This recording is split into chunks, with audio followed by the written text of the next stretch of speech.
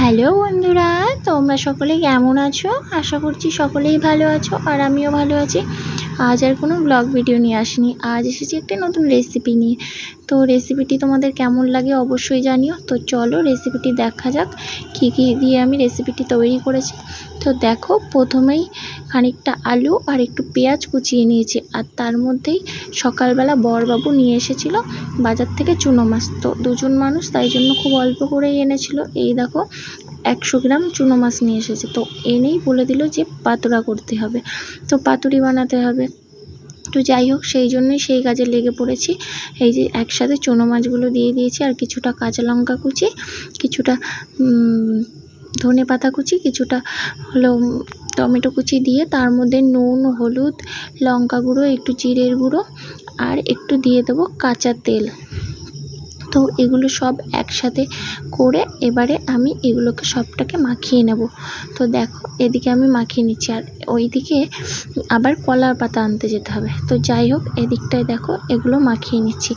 আর কলা পাতায় পাতুড়া খেতে ওর স্বাদটাই হয় অসাধারণ। তো যাই হোক, এবারে আমি এটাকে মাখিয়ে নিয়েছি। মাখিয়ে নিয়ে এবারে কিছুক্ষণের জন্য ঢাকা দিয়ে রেখে দেব। এই দেখো আমার মাখানো কমপ্লিট হয়ে গেছে।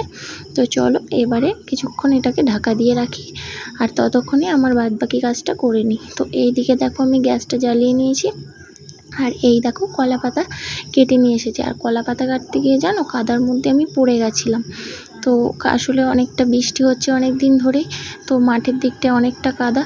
তো সেই কারণেই মাঠের থেকে কলা পাতা আনতে গিয়ে পাটা স্লিপ করে পড়ে গেছিলাম। তো যাই হোক, এবারে দেখো গ্যাসের ওপরে পাতাটাকে ছেঁকে নিচ্ছি। তো পাতাটা ছেঁকে নিলে একটু নরম হয়ে যাবে। তো এই দেখো ছেঁকে নিচ্ছি, আর পাতা ছাকতে ছাকতে আমার গ্যাসটাই নিভে গেছে, দেখেছো? তো আমি দুটো পাতা নিয়ে এসেছি। তো দুটো পাতার মধ্যে করব, কারণ এক জায়গায় দিলে অনেকটা বেশি হয়ে যাবে। তো সেই কারণেই দুটো করব। আর আমি কিন্তু আলাদাভাবে কোনো রেসিপি করছি না, আসলে বাড়িতে রান্না হচ্ছে, ভাবলাম রেসিপিটা তোমাদের সাথে শেয়ার করি।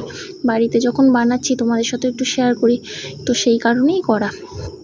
তো দেখো, প্রথমে আমি কলা পাতাটা ছেঁকে নিলাম, আর সেই কলা পাতার মধ্যেই খানিকটা সর্ষের তেল দিয়ে দিয়েছি। সর্ষের তেলটা দিয়ে সেটাকে কলা পাতার মধ্যে ভালো করে মাখিয়ে নিয়েছি। আর এই দিকে দেখো এই কলা পাতাটাও ছেঁকে রেখে দিয়েছি। তো চলো ওই কলা পাতাটার মধ্যে যে আগে থেকে মাখিয়ে রাখা আলু, মাছটা সব কিছু দিয়ে, যে পাতুড়ার জন্য যা যা মাখিয়ে রাখতে হয় সব কিছু মাখিয়ে রেখেছিলাম। তো দেখো এবারে ওগুলো সব কিছু কলা পাতার মধ্যে দিয়ে দিলাম। তো এই দেখো কলা পাতার মধ্যে সেগুলো আমি দিয়ে দিচ্ছি।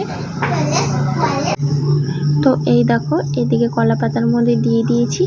আর এবারে খানিকটা এই যে সব কিছু মাখিয়ে রাখার পর না, কিছুটা দেখো স্যুপ মতো হয়েছে, মানে কিছুটা ঝোল ঝোল মতো হয়েছে। তো এটার খানিকটা এর মধ্যে দিয়ে দেবো, আর আরেকটা পাতায় যেটা দেব সেটার মধ্যে খানিকটা দিয়ে দেবো। এটা দিলে কি বলো তো, পোড়া লাগবে না। তো সেই কারণের জন্যই এর মধ্যে দিয়ে দিচ্ছি। আর আমি এটা রান্না করব একদম হালকা আছে। তো এই দেখো এই দিকটায় এটা মোটামুটি দেওয়া হয়ে গেছে। তো চলো পাতাটা মুড়িয়ে নিই। এই দেখো আমার মোড়ানো কমপ্লিট হয়ে গেছে।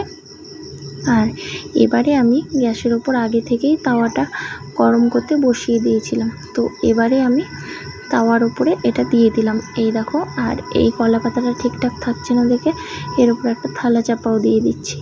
তো এই দেখো এদিকে থালাটা চাপা দিয়ে দিয়েছি, আর বাদ বাকি যেটা রয়েছে কি বলো তো, অনেকটা সময় হয়েছে সব কিছু গুছিয়ে নিয়ে রান্না করতে। আর এই জন্যই আরেকটা কলা পাতার মধ্যে করে কড়াইটা খালি হয়ে গেছিলো রান্না করে। তো সেই জন্য কড়াইয়ের মধ্যে একটা পাতুড়া চাপিয়ে দিয়েছি, আর একটা রুটি করার তাওয়াতে দিয়েছি।